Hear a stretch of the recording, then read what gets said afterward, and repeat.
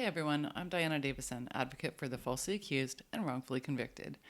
It's been a long time since I've had some fun, and it's been way too long since I've talked about a movement called MGTOW, that's men going their own way. But I know a lot of you guys follow my channel, so this is for you. There was an article published on August 26th of 2020. MGTOW's in the news again. This is published on The Guardian. I'll put a link in the low bar. And it's written by a woman named Laura Bates, whose name is so familiar to me. I know that she's written many things that I don't like before. But the article's called Men Going Their Own Way, The Rise of a Toxic Male Separatist Movement. And you can enjoy the feature image they put here. What I noticed is that, okay, so the description tells you that these are blue pills, and in the very center, standing out and looking kind of impressive because he's very suspicious, is the guy who's taken the red pill. But the blue pills, when I looked at it, I'm thinking like, these look like don't signs, don't smoke, don't here, don't do whatever here. So all of the blue pills are kind of actually, maybe subconsciously, hopefully subconsciously saying, don't blue pill. So well done with that image. So the article says, and I'm going to go through this and just give you my reaction because it's just so amazing. And I really wish I'd been talking about MGTOW more often. It is the most effective men's rights type of activism. Now, we'll see in the article, there's a thing called the manosphere, but the manosphere is very unique in terms of segments within it of different things that are all lumped in together, but they're very, very different. And MGTOW is extremely special. So she says, the men of the MGTOW movement aim to live their lives with no female contact. The idea began on the fringes of the internet. So how has it made it all the way to the White House? Of course, no longer can anybody in journalism say anything unless they're anti-Trumping, so she's got to connect this to the White House. So she starts this out, quote, there has been an awakening, changing the world, one man at a time, end quote. These are the dramatic words that appear when you visit a site called MGTOW.com, which we're going to do in a moment. She says, in a video that looks a lot like an action movie trailer, the words are soon followed by 5 more that appear to smash through the screen. Smoldering fiery red. Men going their own way. All right, so let's go to MGTOW.com because it is actually a very cool site. And damn, I wish my site was that cool, but I'm not going to ask men to design something for me because that would be very anti-MGTOW. I'd pay for it though. So it is an incredibly cool site, and I think you can subtly tell that she's impressed by it, even though she doesn't want to be. So back to the article. If you stumbled across the website and had never heard of Men Going Their Own Way, MGTOW, before, you would probably assume this was a tiny, extreme movement, but you would be only half right. It's got to be extreme because, they're having a problem with women and they don't particularly like women and don't want them around them, so it's got to be extreme, right? The views of MGTOW are indeed unorthodox. Even within the sprawling web of groups, lifestyles, and cults even, known as the manosphere, where women haters, must be women haters, mobilize against a only supposed, gynocratic conspiracy. Well, I'm not a big fan of conspiracies, but they do exist. That's why we have the word conspiracy, and sometimes they're real. But you can go a little too far with that. But anyway, obviously these are laden words, and she's trying to set up, her audience to dislike MGTOW from the very beginning. And of course, as a result, the first thing she mentions are incels. Well, incels plot violent revenge on women, with a link. And pickup artists, who always make me laugh, PUAs, deploy predatory tactics to game women into having sex with them. Now, I say pickup artists make me laugh. I shouldn't really do that because, Roosh is incredibly funny, and I actually really like him. Roosh V, I'm sure most of you know who that is who are listening to this. But they teach, inner game and outer game. It's the outer game that most people talk about. The inner game, I think, is really valuable to men. So I actually think for guys who are starting to question, their identity and their relationship to women, they can actually gain a lot from going to pickup artist sites. But and then when you get to the gaming women to having sex with them part, that's where they actually, and I know they don't want to admit it, but they actually do count on women to give them validation. So they're not really out of the game. They're just, trying to, I don't know, be con artists in the game or whatever, but they're just conning themselves as far as I'm concerned. So the men of MGTOW, the cool guys, the ones who everybody wants to be. And it's so weird because, a few years ago, there was a big, event, and actually more than once, because it was before my time learning about all this stuff too. But the MRAs wanted to take over MGTOW and say you could be married and MGTOW at the same time. And that was, it's an ongoing rift. But the reason why that happens is because MGTOW is so freaking cool that other guys who happen to be married just like, can I call myself that, please? So anyway, the men of MGTOW, they attempt to issue relationships with women altogether. No, they don't attempt. They actually do it. It's like she doesn't believe that it's possible or something. So she goes, they are literally going their own way, far, far away from any women at all.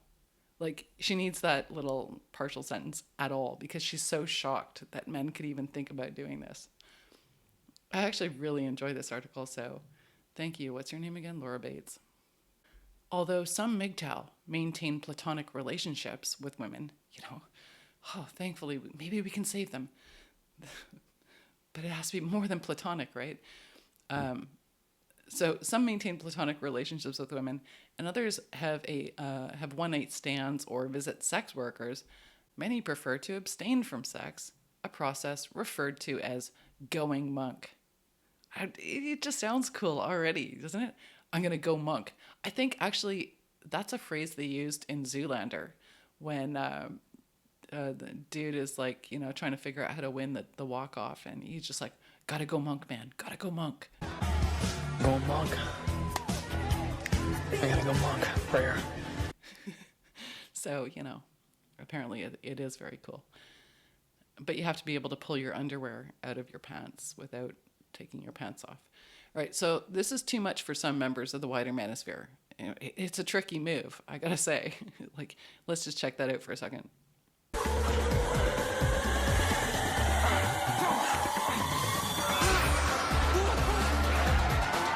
She then jumps to the blogger Matt Forney, notorious for posts such as, "Why fat girls don't deserve to be loved." And, sorry.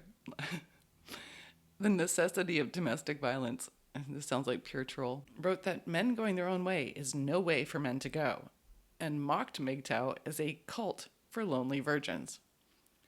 Okay, so obviously Matt Forney is not MGTOW, and I have no idea why she's quoting him right now, because I kind of remember Matt Forney's name. I mean, I'm sure he's insulted that people don't know his name, but I'm pretty sure I didn't like him, and this seems to be, evidence for why that would be.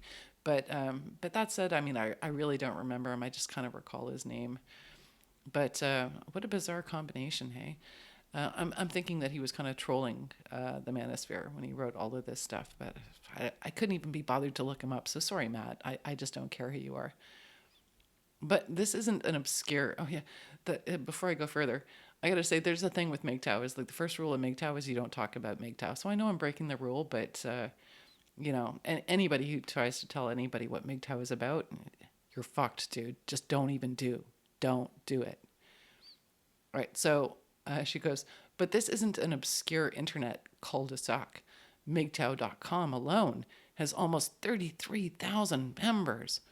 Its forums, for men only, how dare they, contain conversations on more than 50,000 topics.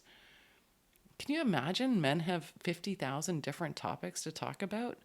I'm sure she's just like, her mind is completely blown at this point.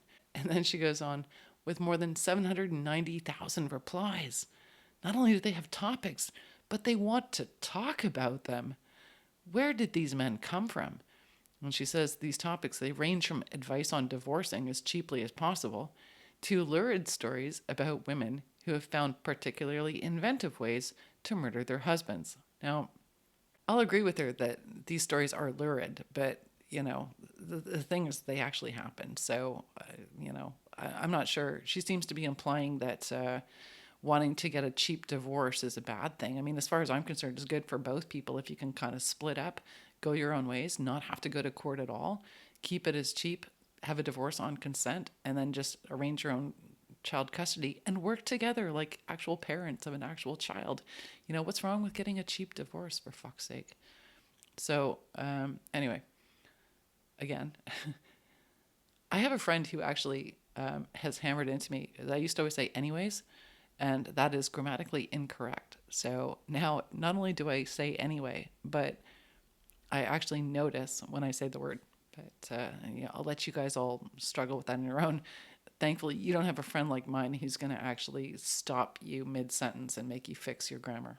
So the site also lists 25 video channels between them. These have more than 730,000 followers. I kind of wondered at this point. I'm glad there's a list, first of all, on MGTOW.com. Well done, because people, sometimes life happens, and I know there's some major MGTOW channels that disappeared for a long time because they had job issues and new careers starting, which was great for them, but bad for their channel. So keeping an updated list of video channels available for people so that they can actually find good content. That's a really good thing. I'm going to go check it out, actually, and when I finally get a chance. I'm so busy right now working with lawyers and doing legal research and clearly not having enough fun that I haven't been able to keep myself updated on this stuff. So I'm going to try and do that. But so 730,000 followers combined between the channels, but like they're so bad with statistics because, I mean, it would be great if there were unique followers, but how did she arrive at that number? Because there's probably a lot of crossover. And, I'm really just focusing on this right now because it's an ongoing issue with feminists and their numbers and their statistics and also their stuff like 1 in 4, 1 in 5, which actually is the same statistic, but they just, made it 1 in 5 once they realized that, that clearly 1 in 4 women on college campuses don't get raped. But also, they have statistics on how many people are falsely accused. But in order to get into that percentage, there has to be a full-blown confession, and they need corroboration for the confession.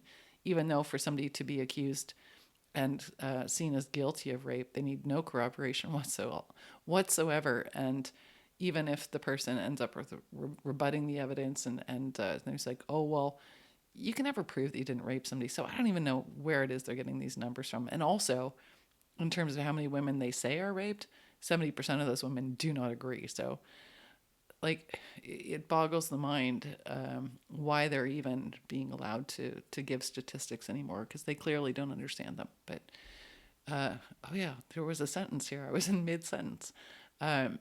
So more than 730,000 followers, and their videos have been viewed a total of 130 million times.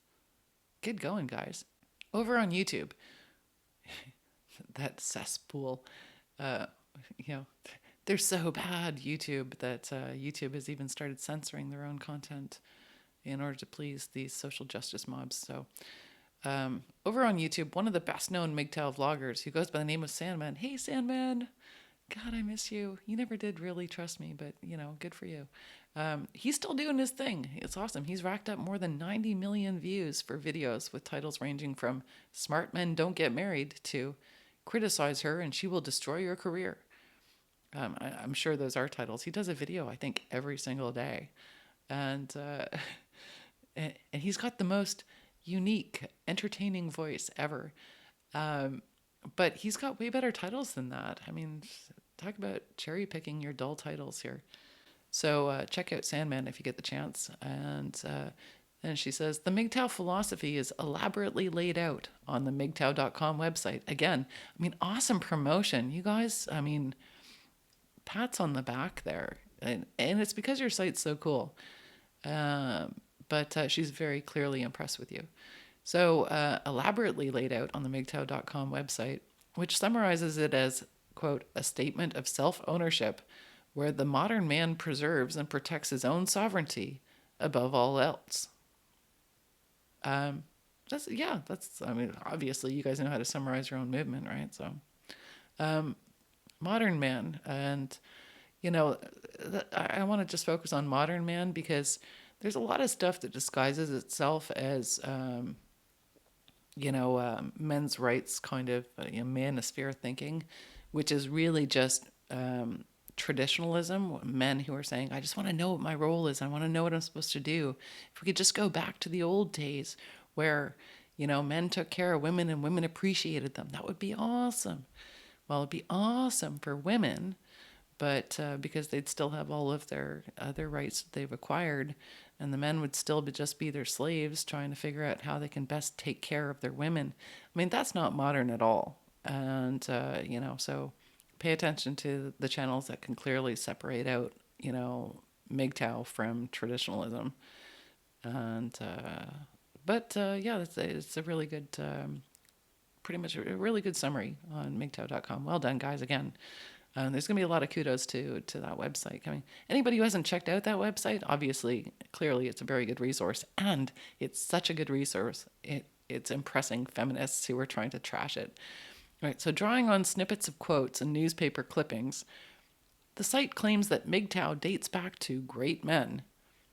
Just claims, all right, including Schopenhauer, Beethoven, Galileo, and even Jesus Christ.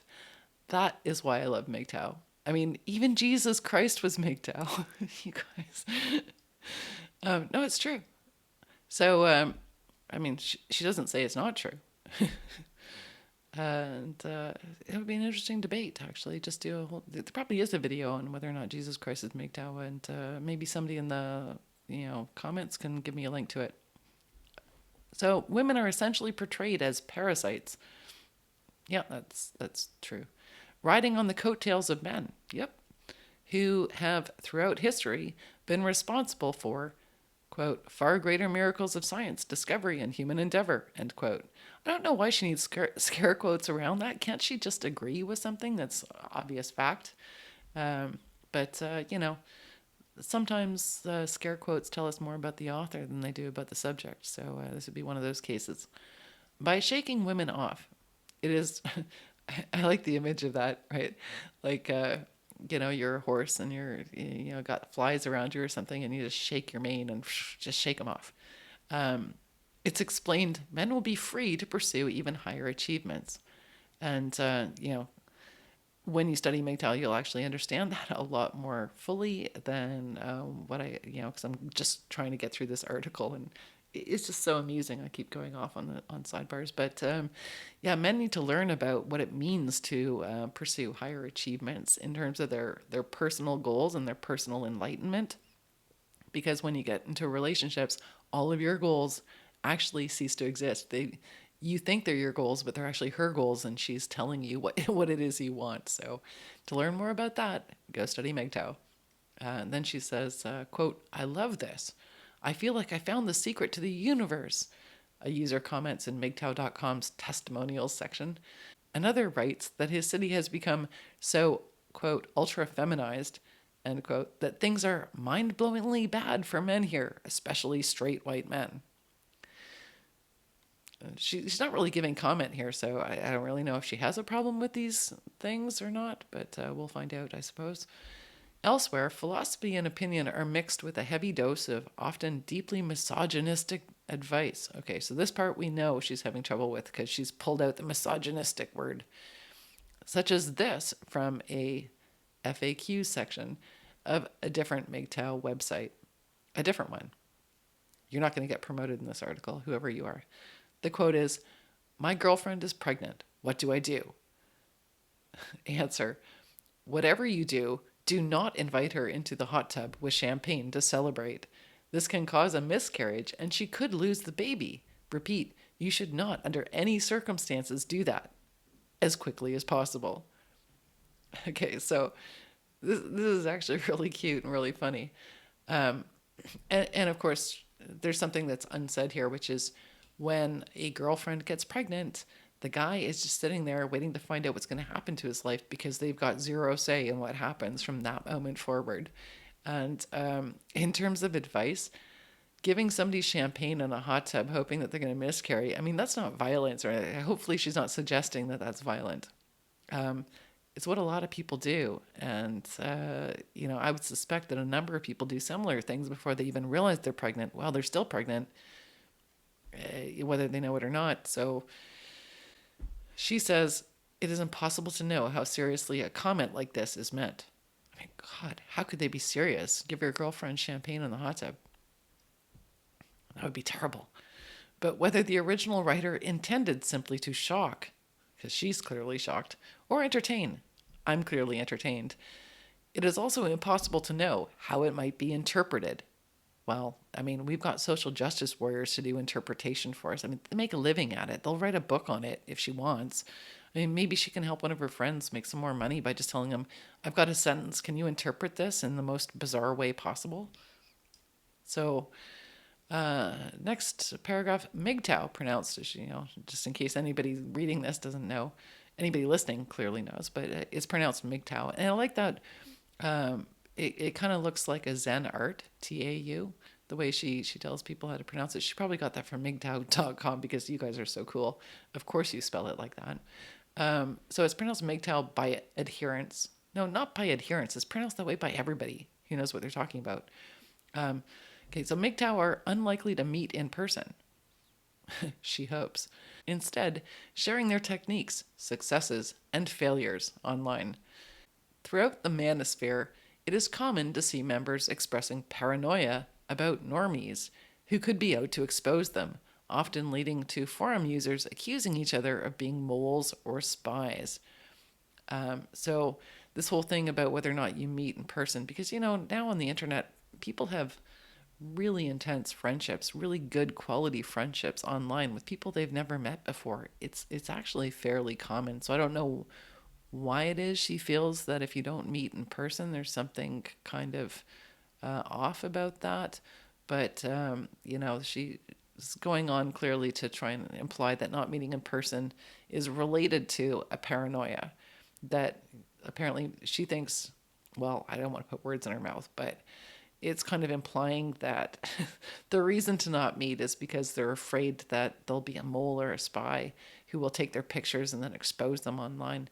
And you know what? I got to say that that's not actually paranoid, because men's rights groups have had conferences and they've invited the media and they've tried to be friendly to them.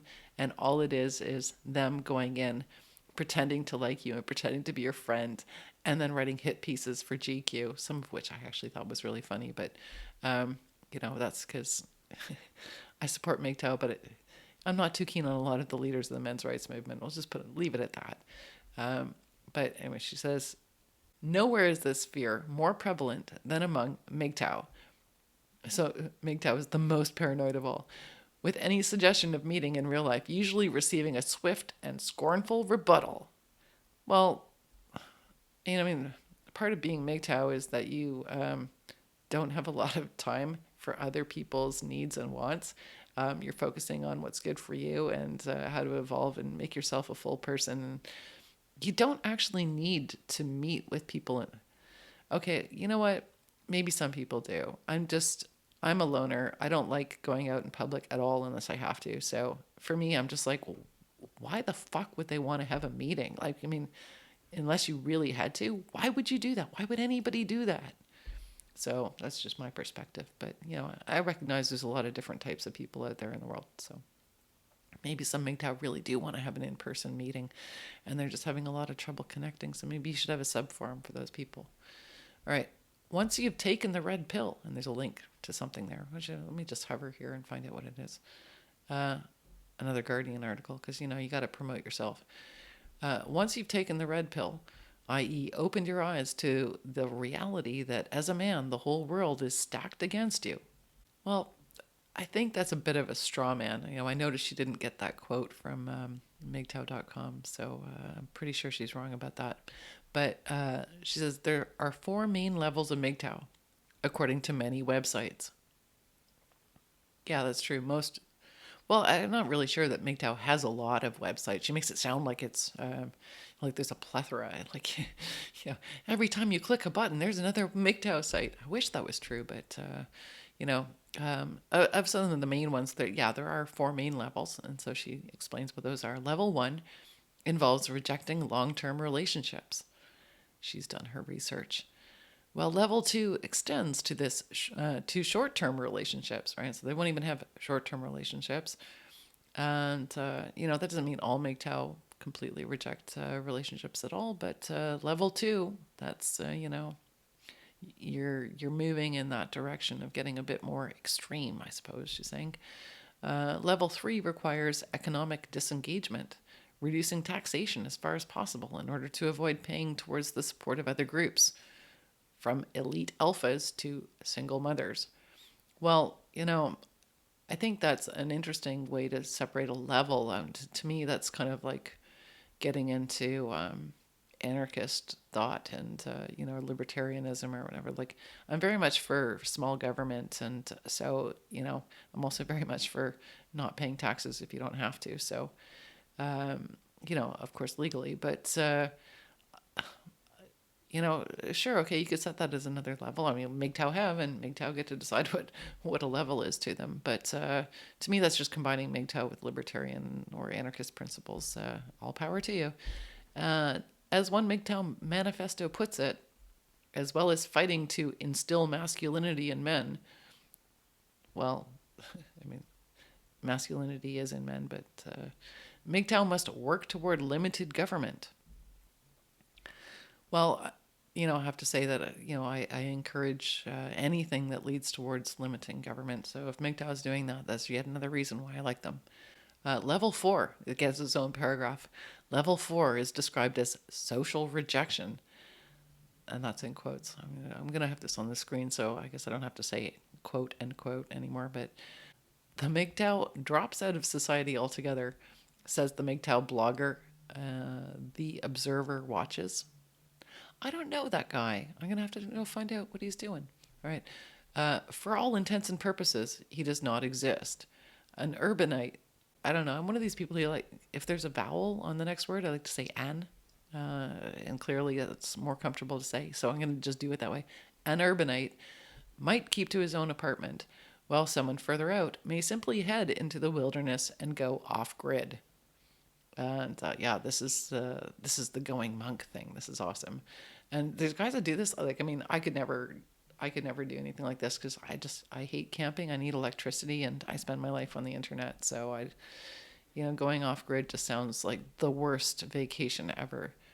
But I've known a lot of people who watch homesteading videos, and there's some pretty phenomenal stuff. And I got to say, I do like to know how to do things myself. I'm kind of a fix-it person, and if you can fix it by building your own fucking house, and you can feed yourself and do some of the cool stuff they do in these videos of guys that go out in the wilderness and do, I swear to God, I've seen a video where they make a house using no tools but a sharp stone or something, which is pretty cool.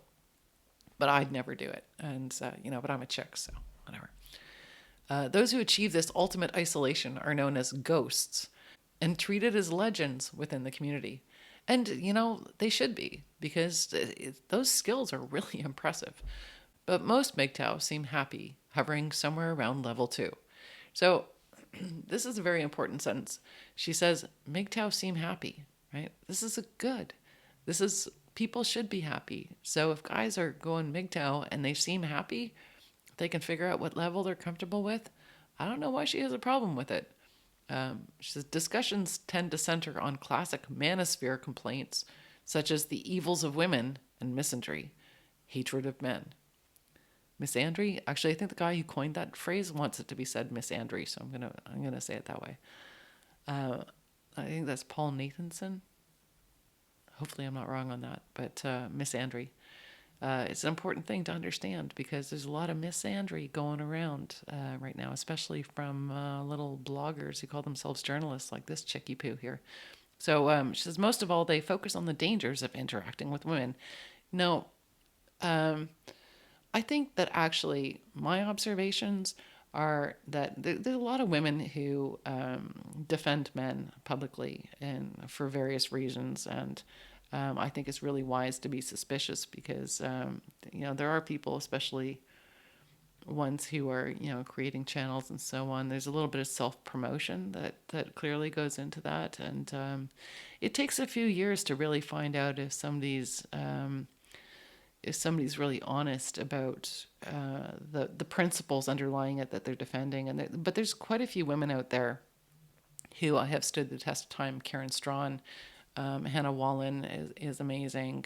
Christine Hoff Sommers, she calls herself a feminist, but she's been one of the massive leaders in debunking statistics from feminists. And Camille Paglia, who's just, I don't even know what you call her. She's just this unique kind of creature.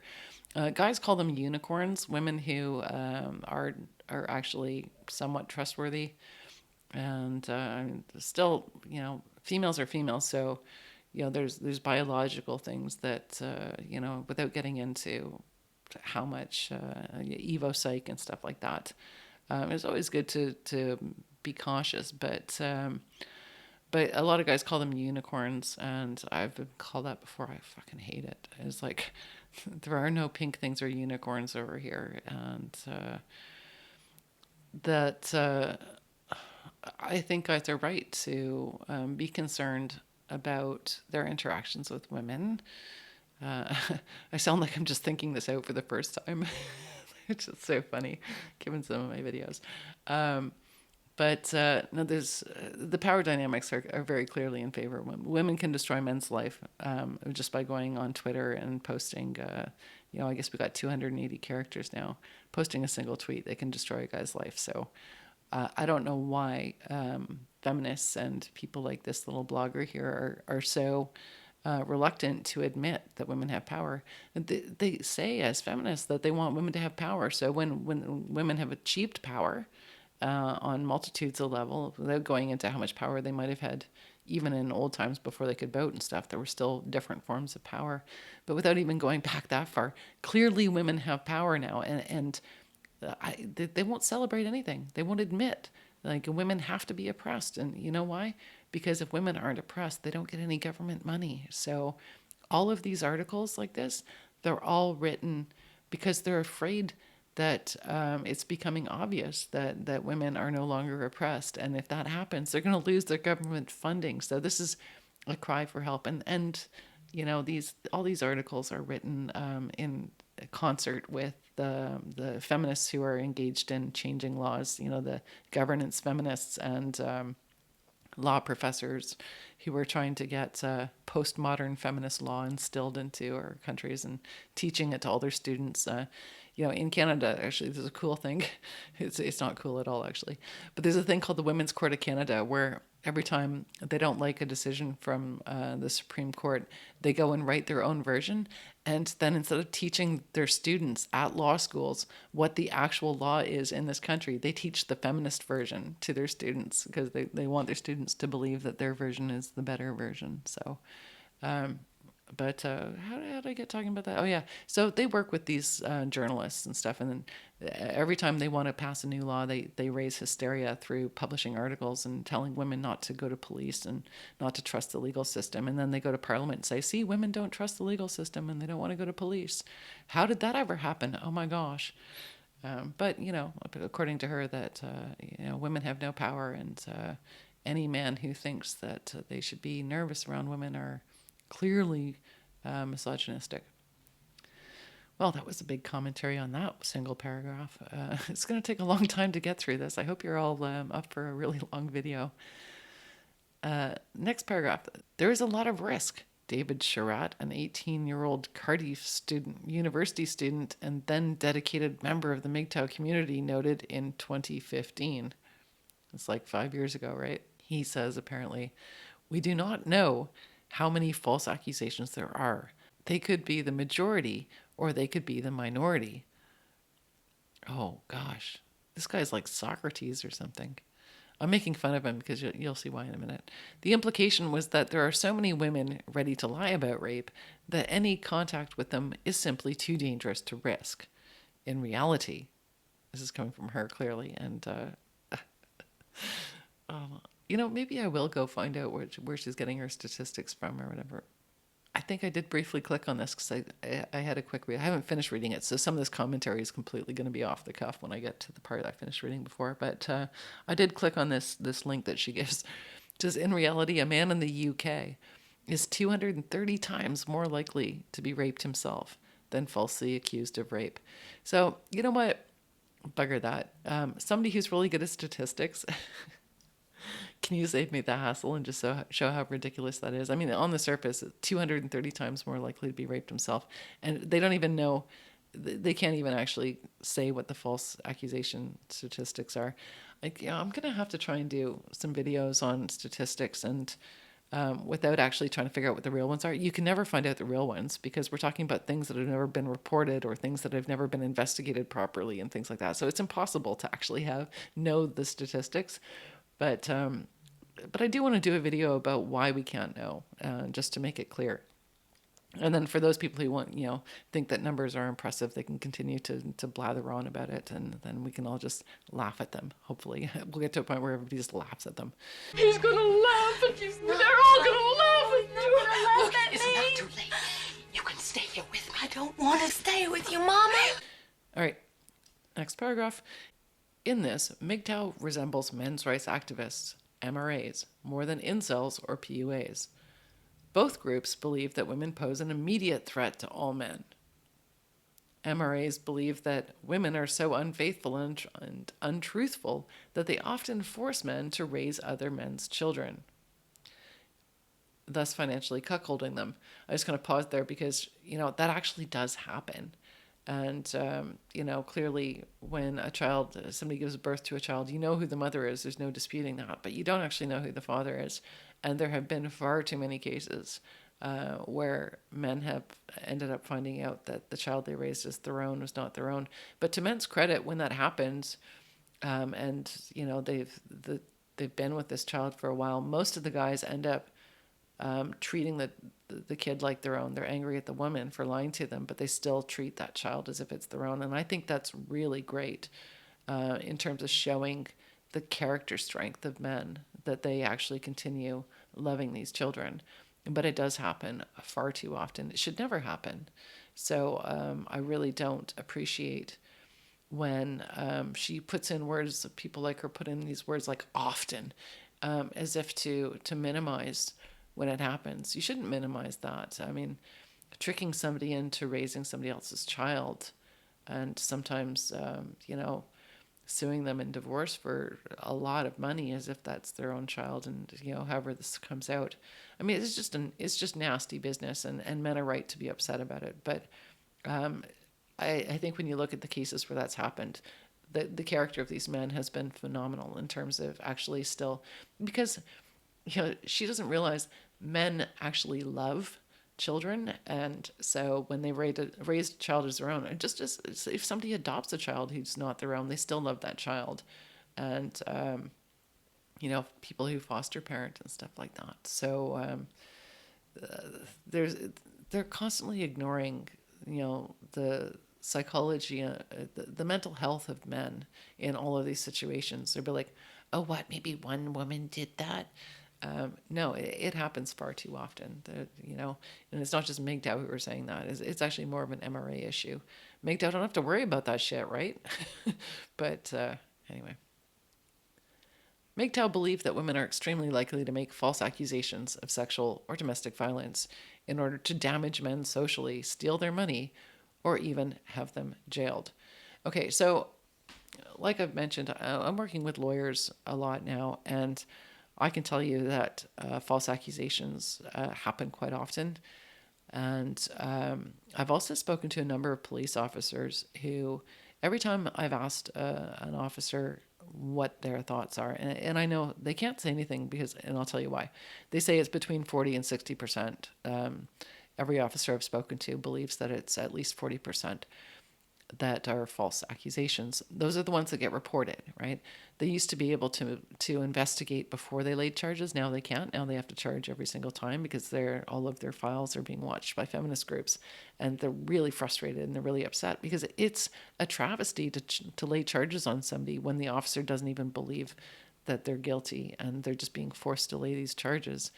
And I don't know how we're ever going to start addressing this, but I know I can tell you, as much as guys hate cops for the role they have to play in this, that the police officers actually want us to find ways to give them back the power of discretion.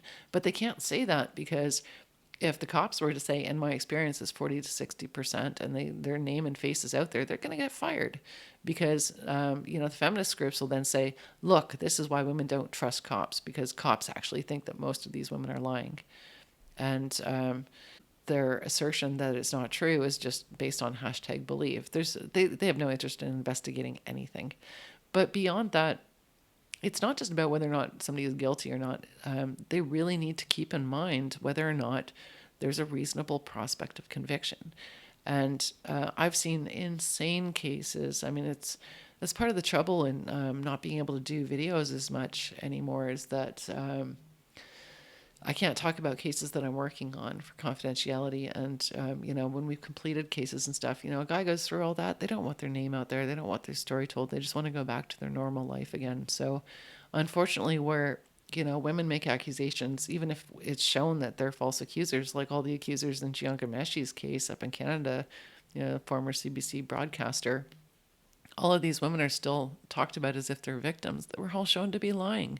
So women can lie and they're still not kicked out of the group. They still get, embraced as a fellow victim, where, guys who've been accused, nobody wants to associate with them anymore. And even guys that bond together saying, oh my God, I've been through that too. And so they get groups, support groups for the falsely accused. They're terrified of ending up having somebody in their group who's actually guilty, because then it would make them all look like they're guilty too. So they can't bond together like that. And I don't even know why you would. If you're going to create a group, people who are lying about being in your group. I mean, I was going to give an example, but I'm not even going to go for it. You know what I'm talking about. So it would be nice if we can create a situation where guys who've been falsely accused actually can more easily tell their stories and create support groups for each other. But I got to say, it really drives me nuts for, all the cases that I've seen of false accusations. Just this ongoing insistence of how rare they are is completely false. So, what we do, there's myths about rape myths, which I'm going to do actually a whole other video on. And I'm thinking there's something in there too. It's like, false accusations about false accusations. So, Sharat also went on to, we're still talking about Sharat, and there's going to be a little turn of events here with this young man. Sharat also went on to cite a list of concerns that would resonate particularly closely with MRAs, including men are supposed to pay for dates and bow down to women. Anything less than worship is hate. And when it comes to marriage, the system is so stacked against men, it does not make sense. These are actually very common sense statements. So, back in the day in 2015, this guy seemed to have his head on straight. MGTOW and MRAs alike see divorce as deeply one-sided, allowing women to rob innocent men of money, property, and in some cases, children. Very, very true. So, go to MGTOW and MRA sites if you want to hear more about that. Unable to stop thinking about Sharat. What's going on here? What, she's obsessed with this kid? I tracked him down. It sounds like a stalker to me. If a guy said that, they'd get charged with stalking. I've done seen it happen. All right, so she's unable to stop thinking about him. She tracks him down to ask about his experience of becoming involved in the community. I'm going to have to take a break because I'm laughing. Phenomena. Now 22. She's recognizing that he's legal, even though maybe a little young for her. Sharat is an engineering apprentice and says, he's got a good job. Now she's really going to start stalking him. It says that he has left MGTOW. Ooh, you got a chance there, Laura. And other manosphere groups behind. At first, he says, they were legitimately fun. I had lots of friends, which was new to me, lots of fans, and positive reinforcement. As we started to grow and build, it honestly felt like we were eventually going to start making some positive change. It wasn't just a community, but a new growing movement that I got into before it was cool. wait, he got into this before it was cool. It's always been cool. All right. So, in a way, I felt like if they're talking about just MGTOW, yeah, they're talking about MGTOW. MGTOW was always cool. All right. So, in a way, I felt like I was part of something progressive. I'm pretty sure MGTOW have a lot to say about this guy at this point. He doesn't care, MGTOW. He's left you behind because apparently he found a girlfriend. So Ms. Bates is out of luck. She can continue stalking him, but, he's taken now. Schrott could not, however, claim to be a pioneer. It is generally accepted within the MGTOW community that the movement was started in the mid-2000s by two men going by the pseudonyms Solaris, an Australian, and Ragnar, a Scandinavian who described himself as an old guy and a former pilot, both of whom had been previously active in what they described as the online men's movement. A sense of alienation is where this whole thing starts, Solaris claimed back in 2012 YouTube interview. So she's done a little bit of research here. You realize simply because you're a man that you're considered a legitimate target for being the butt of jokes or being considered a class enemy. So, she's not really stating an opinion on whether or not she agrees with these people. But it's good she's not trying to make fun of that. Because as he says, Solaris men are already the butt of most of the jokes of women. So, they don't really need people making fun of them anymore. Most MGTOW guys actually don't even know what MGTOW is, but they're already MGTOW already. So now they'll have a place to go figure out what it is that's going on with them. And so she's doing a lot of good for men by writing this article, even if she's making fun of them at times. As with many areas of the manosphere, it is difficult to know where most users of MGTOW forums and communities are based, though the majority communicate in English, and comments and usernames suggest that the US, Canada, and the UK are common locations. Again, with the stalker behavior here. She's trying to figure out where all of you are, and I'm sure she's trying to figure out your real names too. But, don't be paranoid, because, she's already made fun of the paranoia. But, where were we? Oh, yeah. I don't like the visual of that analogy. I think he could have been more creative. But I'll leave that up to MGTOW to come up with better. But, he's just joining, right? So he's got to get more creative as time goes by. There is also a website called British MGTOW. And so here we go. I had a problem before where she didn't put an N after an A, and then here she puts one where she doesn't need it. A MGTOW.com post, and she's got a link, entitled Hello from the UK, draws enthusiastic replies from fellow Brits who claim to be writing from areas including the Midlands, Sussex, and Salford. So, of course, she's from the island as well, so she's definitely trying to track you down. They revel in their shared ideology, like feminism isn't an ideology, as much as their shared location. That's normal human behavior. Hey, how are you? Where are you from? Hardly agreeing with the participants' opening salvo. Fucking women, they're all snakes with tits. Well, more websites, that's always good. Which rails against what it describes as the Nazi-like behavior of the British state in silencing and censoring non-PC views. Well, I don't think that that's actually just a MGTOW thing. I mean, there's a lot of anti-woke people and voices. Just want to point out James Lindsay, Helen Pluckrose, and Peter Bogat. I never say his last name right. Bogassian. Who pulled this great hoax on the social justice community. The political correctness has been wreaking havoc in our communities for decades now. So, silencing and censoring people is actually a massive problem now. It's not just a MGTOW issue. And I'm pretty sure that this author is probably a social justice warrior. So she's, it's not just MGTOW that she's written columns about. I'm sure she's written lots of stuff that we can all object to. But she's probably one of those censoring people as well. So I'm pretty sure she won't like my video, but she wouldn't have the patience to read it anyways. I mean, she did a little bit of research here, but, really just on the surface. So, anything that takes too much time, she's got a deadline to meet, right? And time is money. So she's got to pump out these opinions as fast as possible. The UK is sick and it needs healing. The laws are in desperate need of a revamp, but all I see around me are docile, willing men led to the slaughter.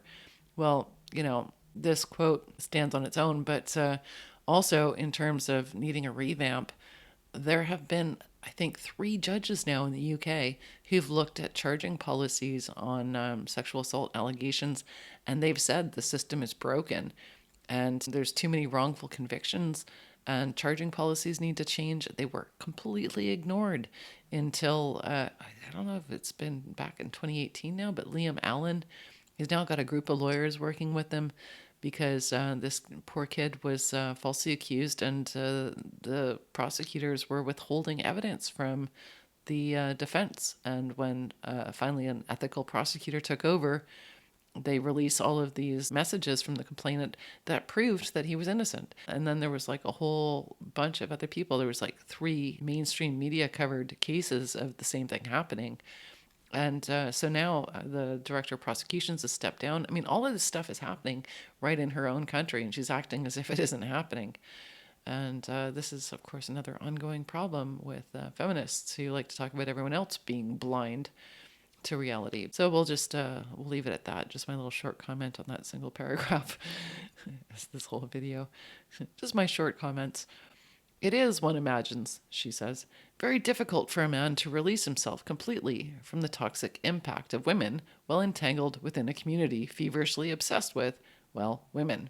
Like, I don't think that she can imagine anything about what men are thinking. I mean, her whole column is pretty much evidence that she's got no authority to speak about what she thinks men might be thinking or feeling, because she just simply doesn't care. And her characterizations, feverishly obsessed and stuff like that. I mean, gone are the days when journalists didn't bring bias into their articles. And this is an opinion article, so, she can be as biased as she wants. And, so she is. This was apparent even to the teenage Sherrod, again with Sherrod. She really likes that guy, doesn't she? Who says, I understood the skepticism of marriage and stuff, but for men who were talking about trying to live lives that didn't center around women, they were talking about them an awful lot. Now, that is a good point, actually. So, this is kind of like the PUA issue where I was saying, they think they're in control and women aren't controlling them, except for that unless they don't get notches on their belt, then they're failures. So they're actually giving women a lot of control. That's kind of a similar thing, but it's a process, right? Like a lot of guys, they just, they got screwed over really bad. And when that happens, everybody needs to talk about whatever bullshit happened and try and sort it out. And, I'm sure that when they're hanging out with their friends in real life, they're not talking about women all the time. They go online to do that. So as a result, they're talking about women all the time when they're online. But there is a lot of anger, and that's just a phase of, going MGTOW, where you have to get over it and then start focusing on your own enlightenment and what do they call it? The Maslow's hierarchy of needs, self-actualization. But again, it doesn't really matter. Look at women. They go online all the time just to bitch about men. So I don't know why they expect anything different from guys. But this particular young man, her source of obsession here, Mr. Sherrod, that bothered him, that they talked about women a lot. When he tried to voice his disagreements with various elements of MGTOW, like I said, like the first rule of MGTOW is you don't talk about MGTOW, man. So good thing he's out of it, because he'd be screwed. But all right, so MGTOW ideology, he was accused of being mind controlled by a girl. Well, soon afterwards, he left the community, having met a girl who, rather unsurprisingly, shared his criticisms. So I guess the joke's on them, he muses. I mean, that's really funny, because I'm pretty sure that MGTOW would think the joke's on you. But she says, it's easy to write off MGTOW as a weird group of goofy celibates. Which is clearly what she's hoping people do. Yet it has, in some ways, quietly penetrated mainstream culture more successfully than any other segment of the manosphere. All right, so this is the reason why she's writing this whole article, because she's saying, oh, we used to just laugh at these guys and call them goofy celibates, but now, oh my God, more guys are realizing that they're MGTOW, and this is getting to be a bigger problem for women. So now I'm going to have to write a really serious hit piece. She says, in the immediate wake of the #MeToo movement, which saw millions of women worldwide standing up to sexual harassment and assault by sharing their own stories, a lot of which were false. Sharing their own stories, there was a swift and severe backlash. All right, so there's a link here. And that goes to another Guardian article. And it appears to be called When Men After MeToo Masculinity Fundamentally Toxic. That's the URL link. What a link title. I'm going to click on it to see what the actual full title is. Men After MeToo, there's a narrative that masculinity is fundamentally toxic. How is this supposed to be false? Because there's a whole expression out there now, toxic masculinity, which feminists have been trying to spread. So how can they imply that it's false for men to say that there's a narrative that masculinity is fundamentally toxic? But they're just going to say what they're going to say, right? Let's get back to reading here. So that's where the link goes. Critics claimed that the movement was a pitchfork mob, a witch hunt designed to topple men from their jobs and lives. You know, I'll just have you know that a lot of those critics were actually women who started to get really uncomfortable with what was happening, because it is a witch hunt. And it is designed to topple men from their jobs and lives. I mean, this is, again, I mentioned this thing about myths about rape myths. These are, it's the same thing. They're not myths. These are truths. And the word myth is being substituted as immoral. So this particular woman thinks that the truths that are being said are immoral, therefore they're bad. And she says that they're lies because, obviously in an ideal world, a utopia, all truths would not be uncomfortable. That's the world they're trying to create, where nobody's ever uncomfortable. If somebody even looks like they're slightly uncomfortable, we'll just give them a puppy and a safe space or something. But so, yeah, I mean, clearly there is a witch hunt that's still going on ever since the Me Too movement started. And lots of successful guys are being toppled. So, again, I don't really know what her problem is with people telling the truth. And she says, without so much as an attempt at due process. And yeah, I mean, Betsy DeVos just tried to straighten out some of the problems at university tribunals, which are directly related to a lack of due process. And that was still only partway down the path that feminists wanted for universities.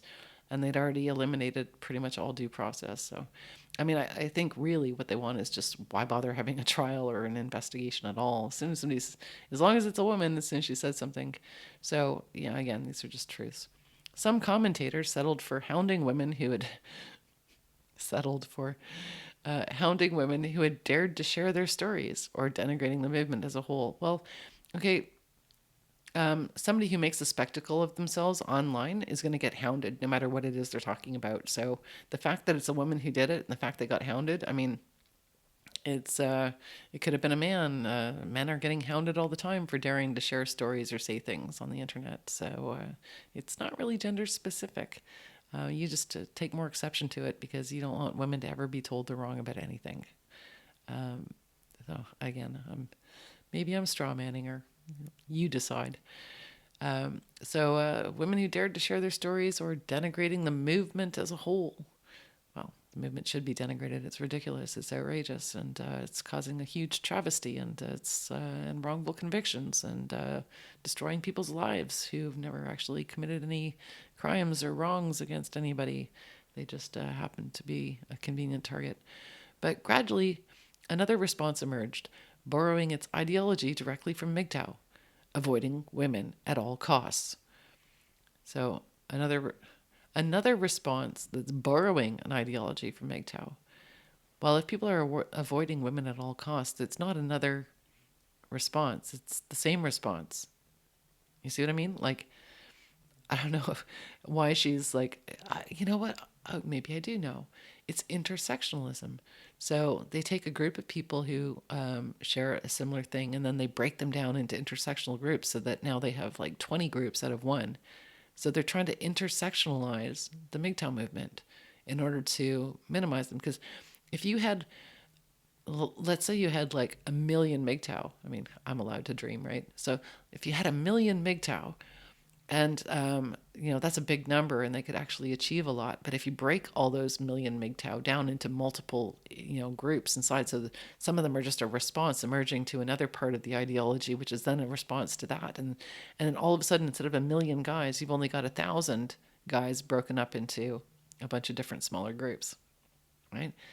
It's kind of a clever trick. I don't know if she's thought of that yet, but there you go. Watch out, because if she does actually listen to what I'm saying, she might like that idea and try and do it. So it started with rumors, she says. Everything with women starts with rumors. Women reporting. How did I know that next sentence was coming? Women reporting that men in their offices had suddenly started declining meetings with them or were insisting on leaving the door open. These aren't just rumors, that actually just started happening. So, but that's an interesting thing, the rumors mill with women, because they're actually proud of it. When they talk about, these shit lists that they're posting online of all these anonymous accusations, they're going, this is just an online version of the historic whisper network. They normally don't, instead of using the word rumors, they call it the whisper network. But they brag about how women are so clever with their whisper networks. But of course, that's just another form of bullying. And, this is another thing with false accusations, in terms of how many false accusations there are. There's a lot of guys who've been falsely accused, but they don't even know it because they were being accused through a whispered network. And so it never came back to them. They just knew that all of a sudden their friends wouldn't talk to them, but they never knew why. Like, I've run into a number of guys who actually later found out, 10 years later, found out that they were being falsely accused by somebody. And they're like, oh, that's what that was. So, when do we get to count those in terms of the number of false accusations? I digress. She goes on, a human resources consultant reported executives telling her that they would no longer get into an elevator alone with a woman. And there's a link to that one. So clearly not just a rumor. Suddenly it began to snowball. Story after story of men abruptly canceling business lunches or avoiding women they had previously mentored. I mean, when women are saying that you're toxic, right? Toxic masculinity, and, all guys are oppressing women, well, clearly you'd think they must want a different mentor. Why don't women mentor each other? It seems like a good idea to me, because they think women are smarter than men. They think women are better than men. So why wouldn't women want female mentors? Leave the guys alone. For fuck's sake. For once. In the same way that the MGTOW movement turns the structural oppression of women on its head. Well, it turns it on its head because it's a lie. I mean, currently, at least, people should admit in modern days, women are not really oppressed anymore. So it should be turned on its head. The feminist movement turned women's oppression on its head. And instead of celebrating, now they're saying, don't tell us we're not oppressed. So, apparently it takes MGTOW to explain to women, yeah, you done did it, and you're no longer oppressed, so go off and be free, and leave us the fuck alone, right? So MGTOW turned this thing on its head, apparently. Claiming men are the true victims of gender bias. This spate of mainstream examples sought to cast men as the real victims of the MeToo movement. Well, technically, the MeToo movement is women taking back their power where they say they've lost it and accusing men so that the men lose their jobs, get labeled a rapist or a sexual harasser, serial sexual harasser, most likely. So they're not victims, right? Like, they can't be victims when they're the ones who are actually taking the positive aggressive movement. It's a movement, right? Women are doing it. It's a women's movement, which means that women can't be the victims of the women's movement. And, I think a number of women would actually say they feel victimized by the feminist movement, but you see what I'm saying? So the only possible victims of the MeToo movement are going to be men. So, but there's no point expecting her to actually make sense at this point. Men, it argued, it being the MGTOW movement, had little choice but to protect themselves from the all-powerful cabal of rampaging. I'm just sort of fading off here because it's not just the MGTOW movement arguing that men have little choice but to protect themselves from the cabal of rampaging MeTooers. I think there's a lot of people in it, like, she's kind of losing track of the point of her article. She's now just really talking about, I suppose, the men's rights movement and people who support the men's rights movement's thoughts on this area. But there's a lot of guys I know and a lot of women I know who are very much against the Me Too movement, saying it's gone way overboard. A lot of women have said it. And, but here in this paragraph, this little paragraph, she's blaming MGTOW for it. So, and again, this is like myths about myths or whatever. She's like, this is all true. It's an all-powerful cabal of rampaging, vindictive women making false accusations. I mean, some of them are true in there, but there's a lot of vindictive women who are making false accusations, and they're not keeping track of all the ones that have been debunked. So, even if the solution wasn't as extreme as total isolation, right? You know, it's kind of fun actually just to take that, because it is a sentence on its own, and that sentence on its own makes no sense. So it's obviously a creative partial sentence. So let me just track this backwards again, because she's blaming MGTOW in this paragraph for something, and men had argued, MGTOW movement argued, had little choice but to protect themselves from this cabal of false accusations. Oh, even if the solution was as extreme as total isolation. It's just, it's not grounded in reality. So she's already told us earlier in the article that going monk is like a high level of MGTOW. It's not something that people are saying everybody is going to do, or even really suggesting everybody could do. Although, I mean, if you were to take it to walking away, like Atlas Shrugged, kind of Ayn Rand or Ayn Rand, however people want to say her name, and so the movers and shakers and people who pave the roads and keep things functioning, you know, if they were just to walk away and create their own community somewhere, you know, that's something that a lot of people recommend. But this is just kind of getting unfocused.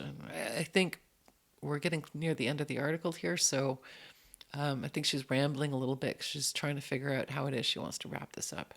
So part of that solution is apparently to talk about an orthopedic surgeon in Chicago who told the New York Times that he had ceased ever to be alone with female colleagues, saying, "I'm very cautious about it because my livelihood is on the line. If someone in your hospital, if someone's in your neighborhood," isn't that was like, call Ghostbusters. There's something weird, and it don't look good. Who you gonna call? You just gotta call Ghostbusters. If someone in your hospital says that you had inappropriate contact with this woman, you get suspended for an investigation and your life is over. Does that ever leave you? His apparent implication that such accusations are simply random, based on no wrongdoing whatsoever, went unchallenged in the piece. Well, it's not really just an implication, it's a fact, right? And it's a demand from feminists that as soon as there's an accusation, the guy be suspended, not be permitted to continue working, and that he is put under investigation. And they also demand that the woman who's making the accusation just be believed. So I don't know where she thinks there's just an implication, and I don't know why she thinks that his statement should have been challenged, because it's simply true. The moment the accusation is made, the person's life starts to be destroyed. There's nothing controversial about that. It's clearly not just the case, but it's what feminists are demanding happen. And she says, the woman shunning has even penetrated as far as the White House, where the Vice President Mike Pence spawned what is now known as the Pence Rule, after he remarked that he would never eat a meal alone with a woman who is not his wife. Right. Bravo, Mike Pence.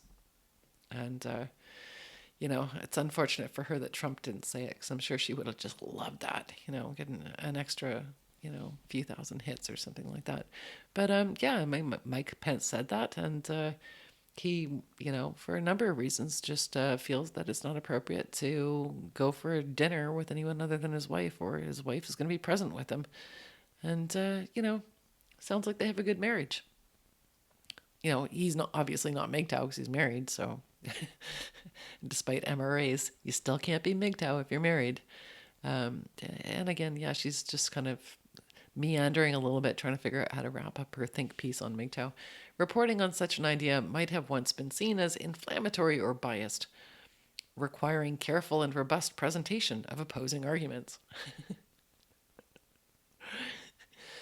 It's like, this is the demand, right? So feminists can meet with other feminists and they can talk without representing a male point of view. But if a male point of view is expressed, how dare you do that without also giving equal time to women? So, I mean, this is, I say equal time. This is what equality is to feminists, that women get to speak anywhere, everywhere, as long as they want, with no male presence whatsoever, as often as possible. That women should just be in women's safe spaces, saying whatever they want, and everybody else should listen to them talking through their little mega horns from their safe spaces. But men are not permitted to have an opinion anywhere unless there's a woman there to tell people why they shouldn't believe the guy. So this all kind of reinforces, what MGTOW are saying, right? So go MGTOW. I don't even really know why it is that MGTOW are supposed to justify themselves or make arguments. I mean, and they generally don't. MGTOW, like, they've just gone their own way. They're just like, you can say whatever the fuck you want. We don't care, right? We're not listening. Although I'm pretty sure some of them are going to read this just because their name's in it and be like, oh yeah. It's just fun to laugh at, all of these desperate women who are trying to figure out how to either stop you or make you listen to them. And that's any MGTOW reading this are not reading it to find out what Ms. Laura Bates has to, what she thinks about them, because they simply don't care. But and good for them. As soon as it was attached to Pence, this argument about being careful around women, it became respectable fodder for widespread coverage. Think, tweeted Sebastian Gorka, a former deputy assistant to Donald Trump. Oh, there you go. She got Trump in there. Well done. It only took her how many paragraphs to figure out how to get Trump involved? She said White House in the very first, before she even started the article, and it took her this long to actually find a way to get his name in the article. Donald Trump is not MGTOW, by the way, if anybody's wondering, if they get confused by this article. If Weinstein had obeyed Vice President Pence's rules for meeting with the opposite sex, none of those poor women would ever have been abused. Well, he's right. I mean, I can't really say it was very eloquent or, that I particularly care what point he was trying to make, if there was one. But, technically he's right. Of course, if Weinstein hadn't been an abusive predator, the same outcome could have been achieved too. Just a thought.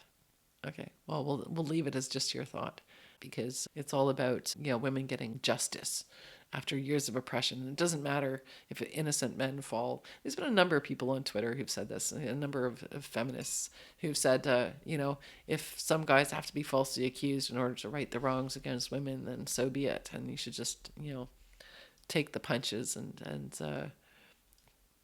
deal with it or whatever. So, they never want to deal with the full picture of what's going on. And they try to just mock people for saying that women are vindictive when women are proudly vindictive. They're going on Twitter and saying how vindictive they are. So these aren't, lies that these guys are saying. These are fact-based opinions. She says, this did not go unnoticed by the MGTOW, whose celebrations were evident in gloating Reddit threads. Well, you should get a chance to gloat every once in a while. It's very rare that you can have some pleasure, right? She quotes, why feminists fear the Mike Pence rule? Well, they do. I mean, clearly she does. She's saying that she doesn't like Mike Pence because he has this rule. So feminists do fear the Mike Pence rule. She's going to object to the word fear. She's saying she doesn't like it. She doesn't fear it. Because apparently she's not afraid of anything, and yet somehow she's still oppressed. Right? In YouTube videos, example, we invented the Pence rule. Yeah, the rule existed aside from Pence. It's actually factual as well. I don't know. That's one of the things with feminists. They have such a problem with facts. But, she says, nor does it remain a niche idea. A 2019 study found that 27% of American men now avoid one-on-one meetings with female colleagues. Well, we've just got another, 73% to go. Feminists are working hard to make that happen. So the ideas we might think of as the shadowy, ridiculous concerns of the extreme internet fringes are actually being waved under our very noses from the White House front lawn. Well, they're not actually shadowy, right? Because you're writing an article about them, so they're not in the shadows. They're actually fairly public, and they're telling guys, come over here, be happy for once in your fucking life. And clearly they're not ridiculous concerns. Actually, the biggest concern is why this article got published, and how did she stray so far from the original topic of trying to talk about MGTOW? I'm going to actually just quickly, because that's the end of the article. This gives her credentials for what they're worth. She wrote a book called Men Who Hate Women. Let's go back up to the top here just to see where we were supposed to be going. Before the article really starts, she says, the men of MGTOW movement aim to live their lives with no female contact. The idea began on the fringes of the internet. So how has it made it all the way to the White House? All the people in the White House she talked about are married. So your thesis fails. But congrats, MGTOW, because this article should get you a lot more attention. And her first paragraph was absolutely correct.